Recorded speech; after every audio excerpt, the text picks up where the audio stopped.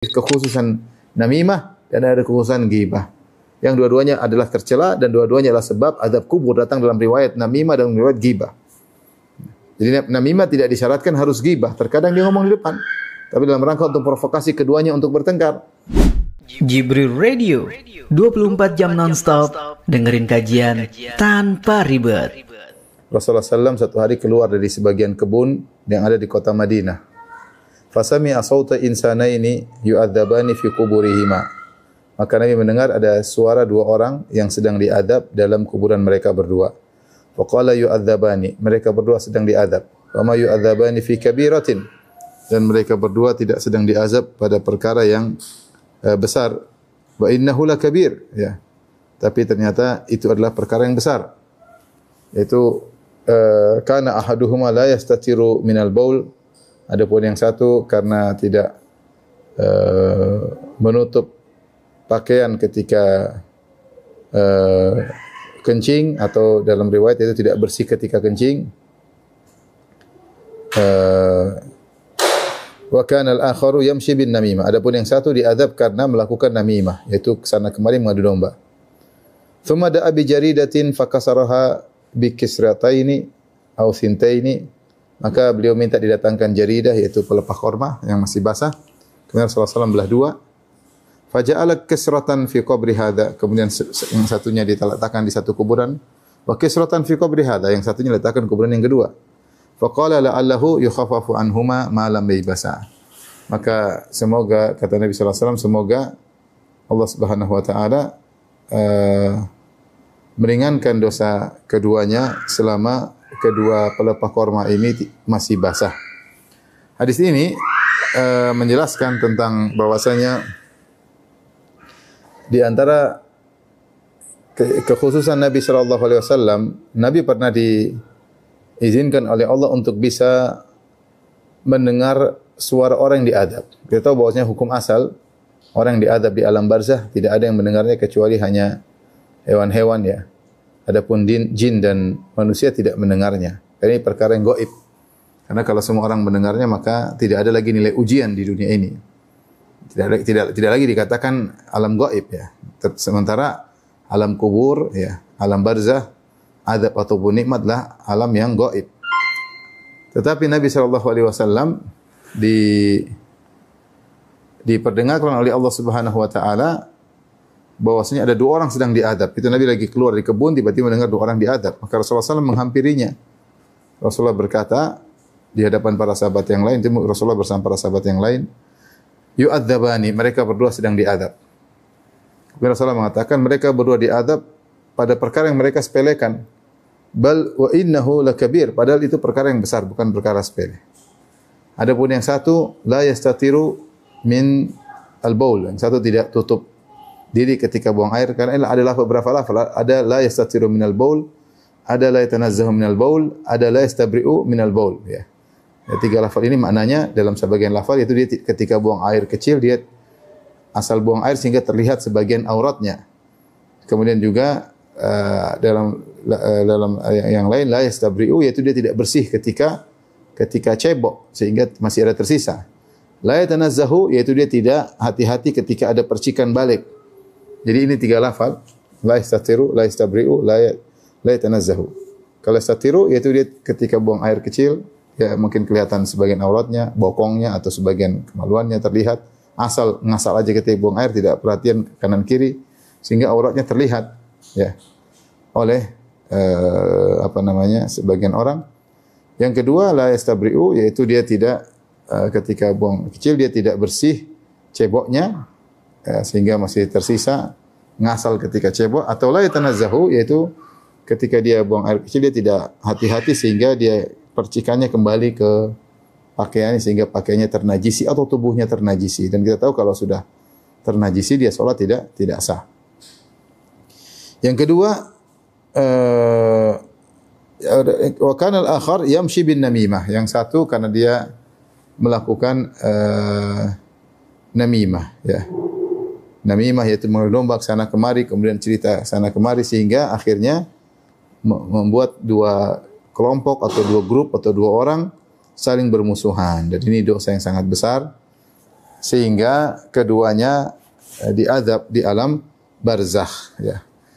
Ibnu Hajar rahimahullah menyebutkan bahwasanya sebagian ulama menyebutkan kenapa dua dosa ini disebutkan tentang dua orang ini. Ya, satu tidak diazab karena tidak bersih dalam kencing, satu diazab karena namimah.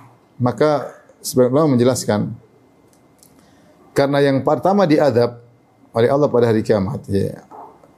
Awwalu ma yuhasabu al-abdu yaumal qiyamah salatuhu, atau kama qala Nabi sallallahu alaihi wasallam. Pada hari kiamat yang pertama kali dihisab adalah salat, yaitu terkait antara dengan hak Allah Subhanahu wa taala. Adapun terkaitnya dengan manusia, kata Nabi sallallahu alaihi wasallam, awwalu ma yuqda bainan nas fid dima. Yang pertama kali di sidang oleh Allah pada hari kiamat adalah masalah darah. Sebelum masalah-masalah lain, pencurian, yang pertama kali masalah pembunuhan. Dan yang terkait dengan hak Allah salat, yang terkait dengan hak manusia adalah pembunuhan, masalah darah. Dan tidak bersih ketika kencing, ini merupakan kunci atau pintu pertama sehingga salat tidak sah. Sehingga salat tidak sah. Maka dia adalah sebab utama atau sebab pertama salat tidak sah. Demikian juga namimah adalah sebab utama atau sebab pertama menjadikan orang bermusuhan bahkan bunuh-bunuhan. Dimulai dengan apa? Namimah. Makanya kedua ini diadab terlebih dahulu karena terkait dengan salat dan terkait dengan darah, dan mereka diadab di alam barzah, dan itu sebagai azab muqaddimah, ya. Muqaddimah tentunya adabnya diberingan daripada adab ketika di hari kiamat kelak, ya. Adab sebagai muqaddimah, ya. Sebagaimana juga dalam alam barzah adalah nikmat kubur. Nikmat kubur pun yang dirasakan oleh orang-orang saleh, para syuhada, para salihin, mereka juga mendapatkan muqaddimah kenikmatan, tidak sempurna. Yang sempurna ketika di akhirat, ketika ruh dan jasad dipersatukan, ya. Adapun di alam barzah yang utama adalah ruh, jasad hukumnya mengikuti. Di dunia kita jasad, ruh mengikuti. Di akhirat nanti ketika di kebangkitan porsinya sama-sama 50%, sehingga ruh dan jasad benar-benar bersatu. Sehingga mendapatkan adab atau nikmat secara sempurna. Baik. Di sini Nabi SAW kemudian mengambil satu pelepah korma, Nabi belah dua, Nabi tancapkan, kemudian Nabi berkata, semoga mereka berdua azabnya diringankan selama masih basah. Di sini bukan, tentu ada sebagian ulama Syafi'i yang mengatakan karena kenapa diringankan, kata mereka karena ini pelepah korma masih basah. Kalau masih basah dia bertasbih. Dia bertasbih. Ketika dia bertasbih, maka akan mengurangi azab dalam kubur. Ini saya ulangi, sisi pendalilannya kata mereka sebenarnya karena pelepah korma ini masih basah. Ketika masih basah dia akan bertasbih, dan kalau bertasbih akan memberi berkah kepada penghuni kubur sehingga mengurangi azabnya. Kemudian mereka menggunakan kiasul aula atau kias aulawi. Kalau pelepah korma saja yang basah memberi keberkahan karena dia bertasbih, maka apalagi kalau kita baca Quran di kuburan. Kalau kita baca Quran di kuburan tentu akan beri berkah kepada penghuni kubur, diharapkan akan mengurangi azabnya atau menambah kenikmatannya di kuburan. Tapi ini pendalilan tidak pas, ya. Pertama karena ini khususan Nabi SAW, Nabi yang mendengar dua orang sedang diazab. Kemudian Nabi bermuamalah dengan muamalah khusus, sementara tidak semua orang mendengar orang diazab atau tidak, dan tidak ada yang bisa kecuali Nabi SAW. Oleh karenanya perbuatan Nabi tidak dicontohi oleh para sahabat yang lain. Ini yang pertama, tidak dicontohi para sahabat yang lain. Seandainya adalah pelepah korma punya pengaruh karena basahnya, maka kita tanam aja pohon korma di situ karena basah terus, ya. Demikian juga saya lihat juga sebagian orang taruh kendi isi air, ya. Karena mereka berpegang teguh kepada basah ini. Dan ini tidak ada dalil yang tegasnya, sekedar istimbat sebagian ulama, dan sebagian ulama bisa benar bisa salah. Ya. Kemudian tentunya yang bertasbih kepada Allah, yusabbihu lillahi ma fis samawati ma fil ard. Ya. Semua yang di langit dan bumi bertasbih, dan bertasbih tidak dibatasi sama yang basah saja. Yang kering juga bertasbih, walakin la tafqahuna tasbihahum. Ya, kata Allah, tapi kalian tidak memahami tasbihnya. Bukan berarti kalau pohon korma sudah kering dia tidak bertasbih lagi. Tidak ada dalil, justru semua makhluk bertasbih dengan caranya. Cuma kita tidak memahami caranya tersebut, ya. Kita tidak memahami caranya tersebut. Ya, oleh karenanya tidak benar bahwasanya korma ini bertasbih sehingga menjadikan penghuni kubur ringan azabnya. Ya, tidak benar, karena kalau kering pun masih bertasbih, ya. Dan saya katakan tadi ini cuma khususan Nabi. Nabi yang melakukan ini cuma Nabi sallallahu alaihi wasallam. Yang benar bahwasanya dikurangi azabnya karena doa Nabi. Nabi yang berkata, la Allah yukhaffifu anhuma. Semoga Allah mengurangi, meringankan hukuman kepada orang ini. Tapi Rasulullah mengkaitkan keringanan tersebut dengan waktu. Jadi basahnya atau keringnya korma tadi hanya sekedar waktu doa Nabi, yaitu Nabi minta diringankan selama korma ini masih basah. Bukan karena basahnya pelepah korma menjadikan penghuni kubur tadi dikurangi adabnya. Karena tadi gara-gara masalah ini, kelihatannya sepele, tapi gara-gara masalah ini akhirnya orang tanam pohon Kamboja, orang ada yang saya pernah lihat sendiri kasih kendi isi air, disiramin. Jadi ada kesan basah itu mengurangi azab. Yang benar tidak, ya. Bukan itu, tapi karena doa Nabi sallallahu alaihi wasallam. Buktinya tidak diikuti oleh para sahabat. Seandainya suatu yang basah itu mengurangi azab kubur, ya mungkin kita tanam aja pohon korma di situ, tanam pohon mangga, ya. Atau kita kasih keran di situ sehingga basah terus. Ya. Tentunya ini tidak tepat karena mereka mengatakan basah yang bertasbih, kalau kering tidak bertasbih, padahal yang bertasbih kepada Allah yang basah maupun yang kering. Allah alam bisawab, yang benar. Jadi ini hanyalah kekhususan Nabi sallallahu alaihi wasallam dan mereka berdua dikurangi azabnya karena doa Nabi sallallahu alaihi wasallam. Oleh karena tidak tepat juga kemudian dikiaskan bahwasanya dianjurkan untuk baca Al-Qur'an di kuburan, karena dengan kias al-aula kalau korma saja bisa mengurangi azab kubur, apalagi kalau bacaan Al-Qur'an. Saya kira kiasnya tidak tepat, ya, karena pendalilannya sejak awal sudah tidak tepat. Wallahu alam bisawab. Kita lanjut bab berikutnya. Jadi namimah adalah seorang ke sana cerita sesuatu, kemudian ke A cerita, ke B cerita dengan pembicaraan yang buat mereka saling membenci. Itu namanya namam, mengadu domba kalau bahasa kita, ya. Dengan menceritakan sana kemari yang akhirnya membuat orang marah dan akhirnya bermusuhan, dan ini bisa sampai pada pertumpahan darah. Orang ini pintar membuat narasi dan memilih diksi-diksi yang bisa membuat orang marah. Dan sebagian orang seperti itu, ya, dia menyampaikan sesuatu dengan diksi yang provokatif, padahal tidak seperti itu ceritanya. Tapi ketika dia mengantarkan dengan diksi yang dia pilih, orang bisa terprovokasi. Yang berikutnya bab ma yukrahu minan namimah, tentang namimah yang dilarang, ya. Wa qawlihi hammazim masya'im binamim, dan firman Allah Subhanahu wa taala, hammaz masya' yaitu orang yang kesana kemari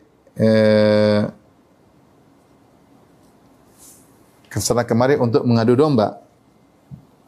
Taib. Di sini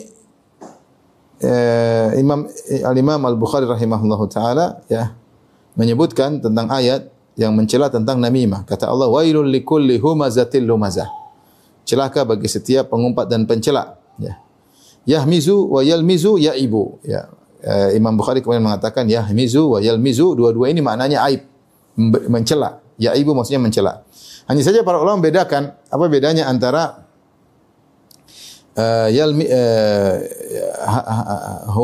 hammaz atau humazatin lumazah, ya.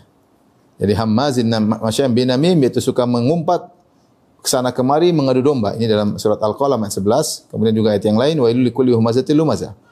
Apa bedanya hammaz atau humazah dengan lamaz atau lumazah? Allah gabungkan keduanya, wailul likulli humazatil lumazah. Celaka bagi setiap orang yang pengumpat dan pencela. Dan dalam Al-Qur'an cuma 2 surat yang dibuka dengan wailun, celaka.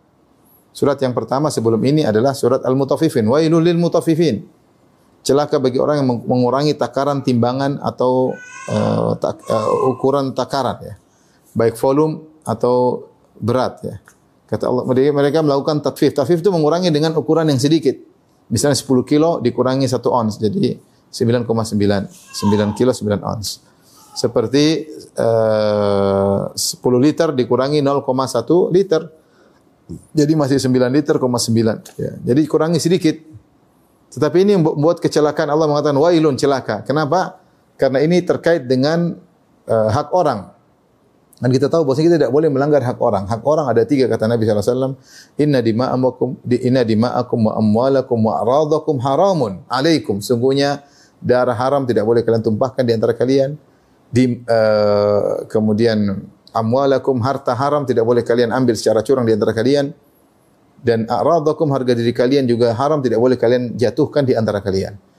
Kalau darah mungkin orang lebih hati-hati tidak menumpahkan darah orang, tapi kalau harta orang terkadang menyepelekan, apalagi harga diri, Dan dalam Al-Qur'an surat yang dibuka dengan wailun cuma dua, yang satu terkait dengan mengambil harta orang tanpa hak dengan melakukan tatfif, itu mengurangi takaran atau mengurangi timbangan. Sedikit aja, enggak banyak. Karena dia melakukan tatfif. Tatfif itu sesuatu yang sedikit. Ya, tatfif. Wailul lil mutaffifin. Celaka bagi orang-orang yang mengurangi takaran atau timbang sedikit aja. Tapi karena ini mengurangi takaran terkait dengan hak harta orang.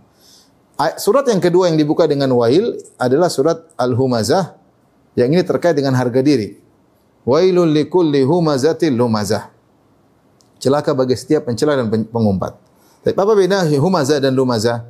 Ada yang mengatakan bahwasanya humazah yaitu dia mencela dengan ghibah, tidak di hadapan orangnya.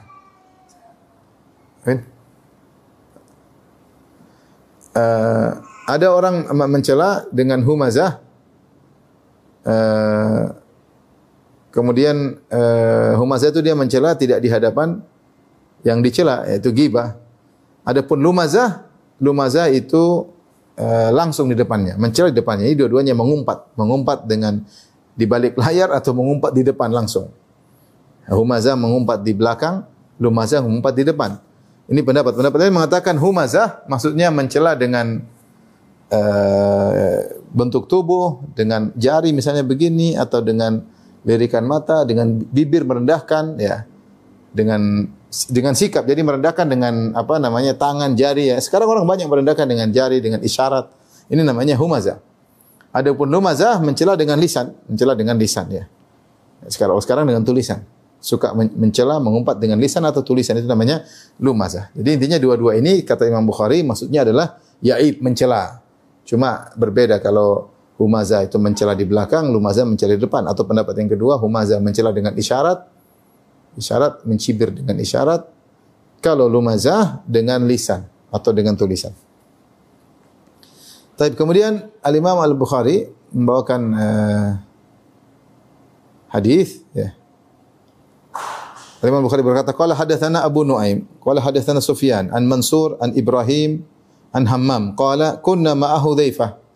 Kami sedang bersama Hudzaifah, faqila lahu, maka dikatakan kepada Hudzaifah bin Yaman, inna rajulan yarfa'ul haditha ila Utsman. Sungguh ada seorang yang melaporkan pembicaraan kepada Utsman. Dia lapor kepada Utsman ketika Utsman sebagai khalifah, Amirul Mukminin. Faqala Hudzaifah, maka Hudzaifah berkata, sami'tu Nabiy sallallahu alaihi wasallam yaqul, aku mendengar Rasulullah sallallahu alaihi wasallam berkata, la yadkhulul jannata qattat, bahwasanya seorang yang tukang namimah maka tidak akan masuk surga, ya. Di sini qattat, ya, maknanya sama dengan an-namam, ya. Ada yang membedakan, sebagian dikatakan oleh Ibnu Hajar, saya bacakan, dia datang riwayat qattat dalam ayat disebut binamim, ya, namam. Qila, kata Ibnu Hajar rahimahullah Fathul Bari, al-farqu bainal qattat wan namam. Apa bedanya al-qattat sama an-namam? An-namam alladhi yahdhurul qissah fayanquluha. An-namam dia yang langsung dengar, dia lihat langsung kejadian atau dia langsung dengar langsung pembicaraan, kemudian dia nukil dengan diksi dia, dengan cara penyampaian yang provokatif, tentu ditambah-tambah atau yang lainnya. Wal qattat alladhi yatasamma'u min haitsu la yu'lamu bihi thumma yanqulu ma sami'ahu. Adapun qattat yaitu dia berusaha mendengar dan orang yang didengarkan tidak paham. Ternyata dia mencuri pendengaran untuk melapor kepada pihak lain untuk mengadu domba. Jadi kalau qattat hadir langsung di depan, kalau namam hadir langsung di depan, dia dengar, dia bicara, kemudian dia nukil, bikin masalah. Kalau qattat dia kelihatannya enggak hadir tapi rupanya dia mencuri pendengaran, kemudian dia sampaikan untuk mengadu domba. Ini perbedaan antara qattat dengan namam, tapi dua-duanya adalah tujuannya untuk mengadu domba. Saya bacakan perkataan nasihat indah dari Imam Al-Ghazali dinukil oleh Ibnu Hajar dan Fathul Bari, yang intinya adalah yang bagi liman humilat ilaihi namimatun alla yusaddiq man nammalahu. Hendaknya seorang yang dinukil namimah kepadanya. Itu ada orang datang mengadu domba, itu sana gini-gini dia ngomongin kamu, dia jelek-jelekan kamu, dia menjatuhkan kamu. Hendaknya tidak membenarkan orang tersebut. Wala yadhunnu biman namma anhu ma nukila anhu. Dan jangan membenarkan nukilan tersebut dari orang tadi. Ya, dia bilang, dia datang kepada si A. Oh, si A, B bilang kamu gini. Ini berarti orang sedang namimah, sedang mengadu domba antara si A dan si B. Maka kata Imam Al-Ghazali rahimahullah, hendaknya si A tidak membenarkan perkataan si B. Dan jangan pernah menyangka buruk kepada si B. Ini si C ini yang nukil. Si C ini sekarang masuk tengah antara A dan B. Dia nukil perkataan B kepada A. Maka tugas A, jangan membenarkan si C. Dan jangan menduga si B mengatakan demikian. Wala yabahathu an tahqiqi ma dzukira lahu, dan jangan cari-cari tahu, tabayun tidak perlu kata Ibnu Ghazali ini karena dia melakukan dosa. Dia sedang mengadu domba. Jadi enggak perlu cek benar enggak si B ngomong begitu, enggak perlu cek.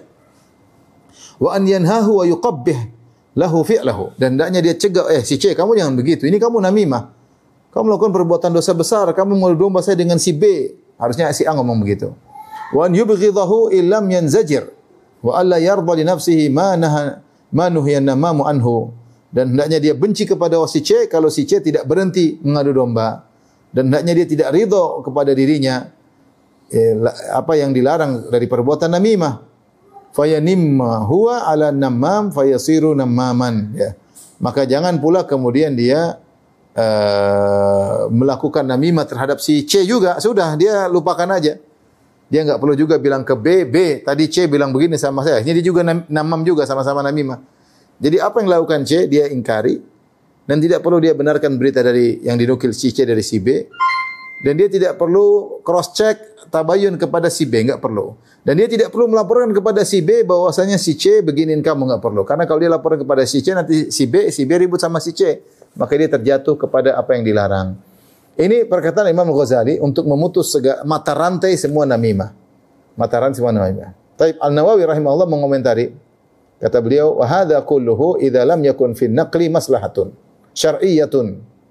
Ya, ini semua sebagaimana perkataan Al-Imam Al-Ghazali rahimahullah, jika di dalam nukilan tersebut tidak ada masalah syar'iyyah, wa illa fahiya mustahabbatun aw wajibah. Tapi kalau ada maslahat syar'iyyah melaporkan kesalahan orang, maka ini dianjurkan atau diwajibkan. Kama tala'a min syakhsin annahu yuridu an yu'dhiya syakhsan zulman fahadzarahu minhu. Seperti seorang tahu, dia tahu ada orang lain si A, dia tahu si A ingin mencelakakan si B. Dia tahu si A ingin mencelakakan si B, maka dia datang kepada si B untuk menasihati, hati-hati si A, dan bukan untuk mengadu domba, tapi dia memperingatkan, fahadzarahu min, hati-hati kamu jangan sampai dekat dengan si A. Si A demi Allah dia bilang tentang kamu begini, dia ingin buat kamu celaka, maka hati-hati. Ya, tujuan dia bukan untuk mengadu domba, tapi memberi peringatan kepada si B karena si A berbahaya. Ini tidak jadi masalah. Demikian kata Nawawi rahimahullah taala, wa kadzalika man akhbara al-imama aw man lahu wilayatun bi sirati naibihi mathalan fala man'a min dzalik atau fala muni'a min dzalik. Demikian juga kalau dia mau lapor kepada presiden, kepada penguasa, ternyata menteri atau petugasnya tidak menjalankan tugas dengan baik, ini terkait dengan kemaslahatan, dilaporkan kepada atasan tidak jadi masalah. Karena negara harus berjalan dengan baik, maka melaporkan bawahan yang tidak benar, wakil dari penguasa tersebut tidak benar, maka tidak jadi masalah, tidak dilarang karena demi kemaslahatan. Meskipun ini bentuknya melaporkan. Baik. Kemudian ada faedah juga dari Ibnu Hajar, beliau berkata, "Waqtulifa fil ghibah wan namimah." Para ulama berselisih tentang apa itu ghibah dan namimah, apakah sama atau beda? Yang benar, ghibah dan namimah dua-duanya berbeda, tidak sama. Ada keumuman, ada kekhususan dari sisi.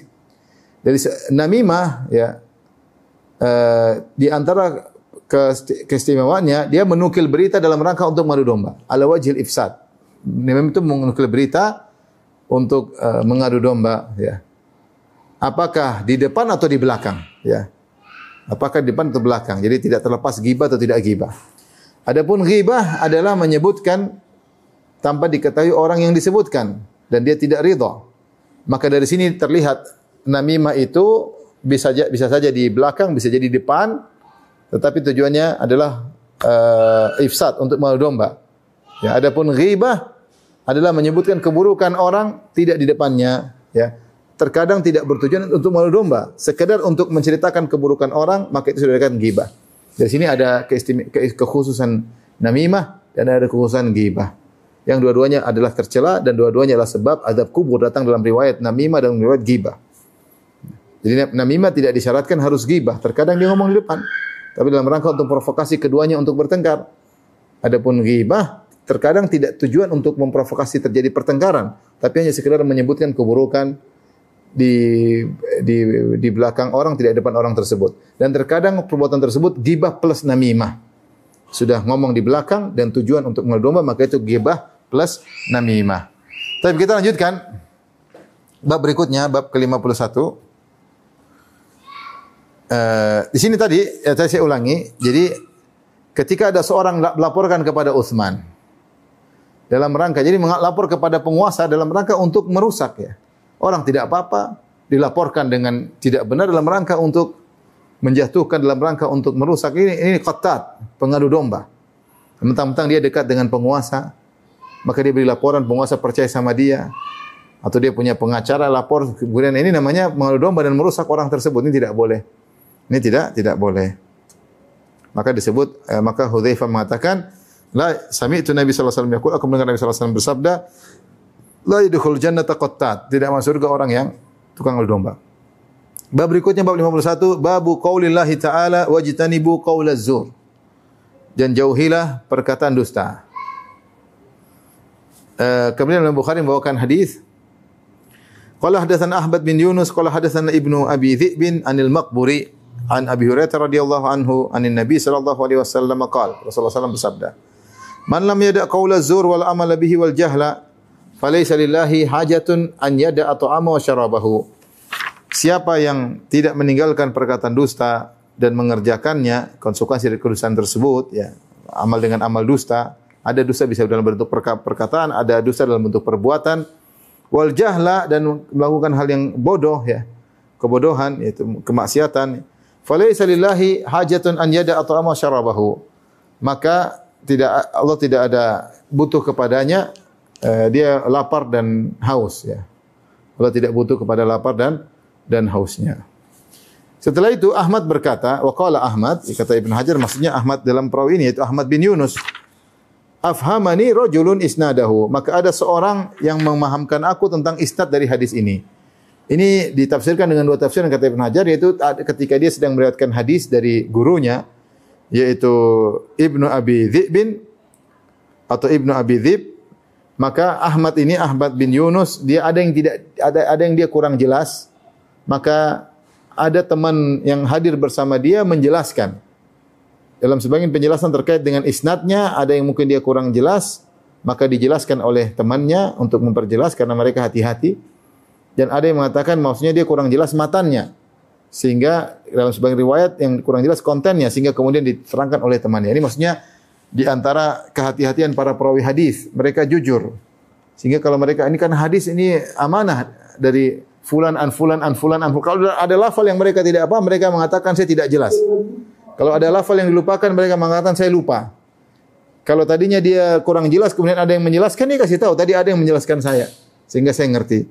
Karena mereka amanah dalam menyampaikan hadis-hadis Nabi sallallahu alaihi wasallam.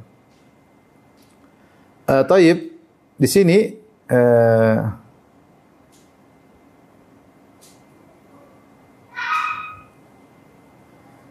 Rasulullah sallallahu alaihi wasallam atau Allah berfirman, wajtanibu qaulaz zur, tinggalkanlah perkataan dusta. Dan di sini penjelasan yang sangat berat bahwasanya siapa yang dia berpuasa kemudian ternyata dia berdusta, maka batal puasanya ya. Di sini batal puasanya ada khilaf di kalangan para ulama. Pertama ada yang mengatakan puasanya benar-benar batal, dan ini pendapat sebagian kecil ulama, puasanya benar-benar batal. Jadi kalau siapa yang sedang puasa kemudian dia bohong, puasanya batal. Artinya dia harus ulang lagi. Dia batal, kemudian nanti bulan Syawal dia qadha. Ini pendapat sebagian ulama. Namun sebagian besar ulama mengatakan bahwasanya batalnya maksudnya adalah pahalanya. Sehingga meskipun dia puasa, dia tidak perlu mengulangi lagi, tapi pahalanya batal. Dan ini menunjukkan dusta ketika sedang berpuasa sangat berbahaya. Dan dibawakan juga oleh para ulama terkait ini adalah ghibah. Ghibah, bahkan sebagian ulama mengatakan al-ghibatu mufattiratun lis-shaim, bahwasanya ghibah itu membatalkan puasa. Benar-benar batal. Jadi kalau ada seorang sedang berpuasa kemudian dia ceritain keburukan orang itu, si fulan gini gini gini, si fulanah ibu itu gini gini, berarti dia ghibah, menceritakan kejelekan orang lain saudaranya, maka puasanya batal. Ini pendapat Ibnu Hazm rahimahullah taala. Puasanya batal. Namun jumhur ulama mengatakan tidak, bukan puasanya yang batal, tapi pahalanya. Pahalanya yang batal. Dan ini menguatkan bahwasanya dusta dan juga ghibah termasuk dosa besar karena membatalkan pahala yang sangat besar. Kita tahu bahwasanya pahala puasa sangat besar. Karena Allah Subhanahu wa taala dalam diskusi mengatakan, "Kullu amali bani Adam lahu illa shiyam fa innahu li." Semua amal anak Adam untuk anak Adam sendiri kecuali puasa, fa innahu li, puasa untukku. Wa ana ajzi bihi, dan aku yang akan beri ganjaran. Artinya Allah akan siapkan ganjaran yang besar. Tetapi ganjaran besar ini bisa batal ketika seorang berdusta atau ketika seorang berghibah. Maka ini mengingatkan kepada kita bahwasanya ghibah dosa besar. Ini dikuatkan oleh Ibnul Mulaqqin dalam Tawdih. Maka seorang waspada, tidaklah dia melakukan ghibah kecuali memang darurat atau maslahat yang besar. Hukum asal ghibah adalah haram. Apalagi Allah menyamakan ghibah seperti memakan mayat, bangkai mayat saudara, ya. Ya. Ayuhibbu ahadukum an ya'kula lahma akhihi maitan. Allah menyamakan ghibah dengan seorang makan, dia ada temannya udah mati, kemudian tidak bisa berbuat apa-apa, temannya sendiri, kawan-kawannya, orang muslim, kemudian dia robek-robek dagingnya, kemudian dia makan. Itu seperti orang ghibah. Dan dalam hadis juga Rasulullah SAW mengatakan, orang yang ghibah pada hari kiamat kelak, Nabi melihat orang unasan lahum adfarun min nuhasin yakhmishuna bihi wujuhum wa sudurahum ala wujim ala sudurihim. Kata Nabi, aku melihat sebagian orang memiliki tangan yang kuku-kukunya panjang terbuat dari logam yang terbuat dari tembaga atau dari tembaga, kemudian mencakar wajah dan mencakar dada-dada mereka. Maka aku bertanya kepada Jibril, "Man haula'i ya Jibril?" Siapa mereka? Kata Jibril, "Haula'i alladziina ya'kuluna amwalan luhuman nas." Mereka adalah orang-orang yang memakan daging saudara-saudaranya. Itu mereka adalah orang yang berghibah. Oleh karenanya ghibah hukum asalnya haram, di antara yang menunjukkan dia dosa besar, dia bisa menggugurkan pahala puasa. Dia bisa menggugurkan pahala puasa. Maka seorang tidak boleh berghibah kecuali ghibah-ghibah yang diperbolehkan. Ada kemaslahatan yang dituju, dan jika tidak ada kemaslahatan maka tidak boleh. Taib, di sini Allah berfirman, wajtanibu qaulaz zur, jauhilah perkataan dusta, ya. Perkataan dusta harus dijauhi. Taib, berikutnya babu maqila fi dzil wajhain, ya. Babu maqila fi dzil wajhain. Bab tentang apa yang dikatakan terhadap orang yang memiliki dua wajah, yaitu pada ketemu sekelompok orang sikapnya begini, sekelompok yang lain sikapnya lain. Itu dia punya dua sikap. Al-Imam Al-Bukhari berkata, qala hadatsana Umar bin Hafs, qala hadatsana Abi, qala hadatsana Al-A'mash, qala hadatsana Abu Salih an Abi Hurairah radhiyallahu anhu qala, dari Abu Hurairah radhiyallahu anhu beliau berkata, qala Nabi sallallahu alaihi wasallam bersabda, tajidu min syarrin nasi yaumal qiyamati indallah dzal wajhain. Engkau akan dapati orang yang paling buruk pada hari kiamat kelak di sisi Allah adalah yang memiliki dua wajah. Alladzi ya'ti haula'i biwajhin wa haula'i biwajhin. Kalau datang ke sekelompok orang, dia ngomongnya begini, kepada sekelompok yang lain, orang lain ngomongnya begitu, sehingga dikatakan dia punya wajah. Ketemu seorang wajahnya berbeda, ketemu yang lain wajahnya juga berbeda. Dan ini hukumannya sangat berat, karena Rasulullah SAW mengatakan tajidu min syarrin nas, di antara orang yang paling buruk kedudukannya pada hari kiamat kelak adalah orang yang seperti ini, ketemu dengan suatu kaum punya wajah tersendiri, kaum yang lain punya wajah yang lain. Al-Imam Ibn Hajar rahimahullah memberi tanggapan karena ada sebagian yang menafsirkan dengan umum. Seakan-akan menafsirkan bahwasanya dua wajah itu seperti orang yang riya, ya. Beliau berkata, wa ta'awwala qaumun ala anna al-muradu bihi man yura'i bi amalihi. Ada yang menafsirkan hadis ini, punya dua wajah adalah orang yang riya. Kenapa? Fayurin nasa khusyu'an wastikanatan wa yuhimuhum annahu yakhsha Allah hatta yukrimuhu. Yaitu ketika ketemu orang dia mengesankan dia seorang yang khusyuk, tawadhu, tenang, sehingga mengesankan Dia orang yang takut kepada Allah Subhanahu wa taala sampai agar dia dimuliakan. Wa huwa fil batin bi khilafi dzalik. Namun kenyataannya tidak demikian. Hanya depan orang aja dia main drama seakan-akan orang khusyuk, orang zuhud, orang bertakwa, tapi ketika di belakang dia tidak demikian. Sebenarnya menafsirkan inilah disebut dengan dua wajah. Di hadapan manusia seperti itu, di hadapan Allah tidak demikian. Dia punya wajah di depan manusia kelihatannya orang soleh, orang khusyuk, zuhud, tapi ternyata di hadapan Allah dia tidak demikian. Ini pendapat, namun dikritiki oleh Ibnu Hajar rahimahullah, tidak dikatakan sebagai dzul wajhain. Ini seorang riya jelas. Dan riya tercela melakukan amal saleh untuk dipuji. Kenapa? Karena di akhir hadis ada tambahan, Rasulullah bersabda tentang penafsiran pemilik dua wajah, kata Nabi, alladzi ya'ti haula'i biwajhin, yang datang ke sini dengan satu wajah dan yang lain dengan wajah yang lain. Ini dua wajah. Namun perlu diketahui bahwasanya seorang boleh bersandiwara demikian kalau ada maslahatnya. Dia boleh dua wajah kalau ada maslahat, ya. Seperti dalam rangka untuk mendamaikan orang yang bersengketa. Bahkan Rasulullah SAW menganjurkan hal tersebut. Kata Rasulullah, la yahilul kadhib illa fi thalath. Dusta tidak halal kecuali tiga perkara. Di antaranya alladzi yuslihu bainan nas, yang untuk mendamaikan dua orang. Jadi datang ke A, dia ngomong baik-baik, dia datang ke B ngomong baik-baik, sehingga A dan B yang tadinya bertengkar bisa damai lagi. Itu tidak tercela meskipun dia punya dua wajah, tapi dalam rangka untuk mendamaikan, dan ini tidak jadi masalah. Karena datang dalam hadis membolehkan hal tersebut, bahkan dia berpahala. Karena dalam Islam damai itu sangat dianjurkan. Bahkan bohong untuk damai dibolehkan. Dan dalam Islam pertikaian itu sangat buruk. Bahkan jujur bisa menimbulkan pertikaian dilarang. Terkadang orang yang namimah itu jujur cerita tapi bikin masalah. Karena tujuan dia merusak aja, bukan untuk apa-apa, tujuannya merusak. Jujur tapi bikin masalah, ini dilarang. Bahkan bohong untuk mendamaikan, maka ini diperbolehkan, bahkan dapat pahala. Jadi yang tidak diperbolehkan adalah alladzi ya'ti haula'i bihaditsin haula'i bihaditsin haula', yaitu datang ke sana dengan wajah, datang ke sini dengan wajah dalam rangka untuk mengadu domba, untuk cari muka di antara mereka berdua.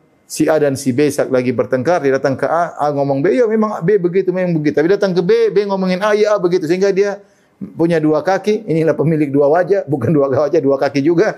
Sehingga pasang dua kaki, cari aman, ikut mencela lawannya. Ini semua adalah pemilik dua wajah. Ini sangat berbahaya dalam dunia politik. Milik dua wajah, sangat berbahaya. Sangat berbahaya. Ancamannya, kata Nabi SAW, tajidu min syarrin nas. Engkau dapati orang paling buruk di hadapan Allah pada hari kiamat. Yang punya dua muka. Sana mukanya begini, kesini mukanya begini. Depan masa seakan-akan bertengkar, di belakang berteman. Ngeri. Ngeri. Maka saya ingatkan kepada kawan-kawan yang masuk dalam dunia politik, hati-hati jangan terjerumus dalam dua wajah. Dunia akan datang dan pergi. Kita dapat jabatan, dapat keuntungan. Setelah itu untuk meraih jabatan, keuntungan, kita punya dua wajah, bahkan tiga wajah, bahkan empat wajah. Kemudian kita binasa pada hari kiamat kelak, dikatakan termasuk orang yang paling buruk pada hari kiamat kelak. Bab terakhir yang kita bahas, babu man akhbara sahibahu bima yuqalu fihi. Bab orang yang melaporkan kepada seorang tentang perkataan buruk tentang dirinya. Itu si A dikata-katain oleh si C. Atau gini-gini. Si B datang ke A, si C ngomongin kamu. Ini kan seakan-akan namimah. Ngelapor perkataan kepada si A. Apa yang dikatakan C kepada A dilaporkan oleh si B. B bilang A, C ngomongin kamu begini. Kan tentunya ini membuat A jengkel sama si C. Apakah boleh hal ini? Seakan-akan dia namimah. Al-Imam Al-Bukhari berkata, qala haddatsana Muhammad bin Yusuf qala akhbarana Sufyan anil A'mash an Abi Wa'il an Ibnu Mas'udin radhiyallahu anhu qala qasama Rasulullah sallallahu qismatan. Rasulullah sallallahu pernah bagi ghanimah. Faqala rajulun, kemudian ada orang berkata minal ansar. Seorang dari kaum Ansar berkata, wallahi, di belakang Nabi, tidak depan Nabi. Dia berkata, wallahi ma arada Muhammadun bihadza wajh Allah. Mungkin dia tidak dapat bagian. Dia bilang, Muhammad ketika membagi ghanimah dengan cara seperti ini, dia tidak ikhlas, tidak mencari wajah Allah. Fa ataitu Rasulullah sallallahu alaihi wasallam, kata Ibnu Mas'ud, aku pun datang kepada Nabi. Aku lapor, fa akhbartuhu. Aku lapor, tadi ada seorang Ansari ngomongin kamu begini ya Rasulullah. Dia bilang engkau bagi ghanimah tidak ikhlas. Fatama'ara wajhuhu, maka wajah Nabi berubah menunjukkan marah. Wa qala rahimallahu Musa. Maka Nabi Musa menyabarkan, Nabi Muhammad SAW menyabarkan diri dengan berkata, semoga Allah merahmati Nabi Musa. Laqad udhiya bi aktsara min hadza fasabara. Sungguh dia telah diganggu oleh kaumnya dengan yang lebih berat daripada ini, namun dia bersabar. Tapi di sini isyarat dari Imam Al-Bukhari rahimahullahu taala bahwasanya terkadang melapor perkataan buruk, yaitu melakukan namimah, tapi namimah yang boleh. Bahkan namimah yang dianjurkan. Melapor bukan dalam rangka untuk merusak, tapi dalam rangka agar waspada, agar dalam rangka untuk mengetahui kondisi lapangan. Ini enggak jadi masalah. Makanya Ibnu Mas'ud ketika melaporkan perkataan Ansari tadi kepada Nabi, Nabi tidak mencela Ibnu Mas'ud, bahkan Nabi membenarkan. Nabi mengatakan, sebelum saya Nabi Musa pun digitukan. Dan beliau bersabar. Beliau diuji dengan lebih daripada yang beliau bersabar. Saya diuji tidak seberat Nabi Musa. Apakah Nabi Musa diuji? Ada beberapa pendapat, namun di antara pendapat mengatakan Nabi Musa alaihissalam diuji ketika dia dituduh punya penyakit di sekitar kelaminnya. Ya. Dalam Sahih Bukhari disebutkan Nabi Musa alaihissalam, Bani Israel punya kebiasaan mereka mandi bareng-bareng. Mereka mandi bareng-bareng tidak berbusana. Dan Nabi Musa pemalu, dia tidak mandi bersama mereka, sehingga dia mandi di bagian sungai yang lain. Ya. Maka kemudian mereka mencela, mereka bilang Musa tidak mandi. Ini murid-muridnya Musa berkata, Musa tidak mandi sama kita karena dia punya kelainan di testisnya, dia punya kelainan di testisnya. Dan Nabi Musa biarin aja sampai akhirnya Allah ingin memuliakan Nabi Musa.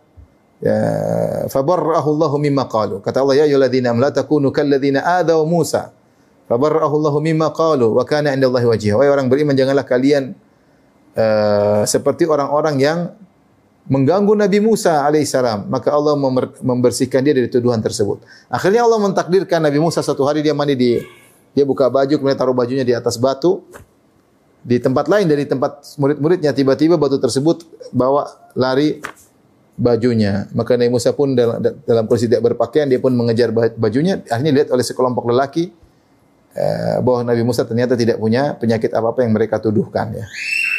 Makanya dan kata Allah, wa kana 'indallahi wajhiha. Dia bayangkan ada istilahnya ustaz, kemudian dikatakan sama muridnya itu ustaz gini-gini, sampai bicara tentang masalah kelamin, itu kan hal yang buruk. Ya.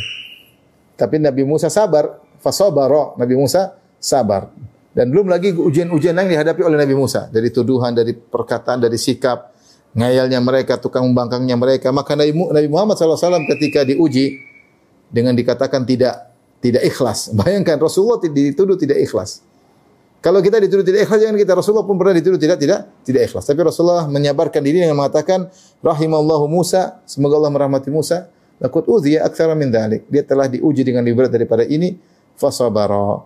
Ini intinya Imam Bukhari ingin menyampaikan bahwasanya ada menukil berita, ada orang ngomongin kamu, tapi bukan dalam rangka untuk mengadu domba, tapi dalam ada rangka kemaslahatan.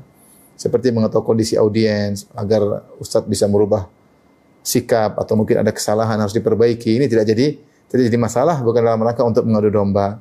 Wallahu ta'ala bisa, demikian saja para dokter, demikian wabillahi taufiq hidayah. Assalamualaikum warahmatullahi wabarakatuh. Jibril Radio 24 jam nonstop dengerin kajian tanpa ribet.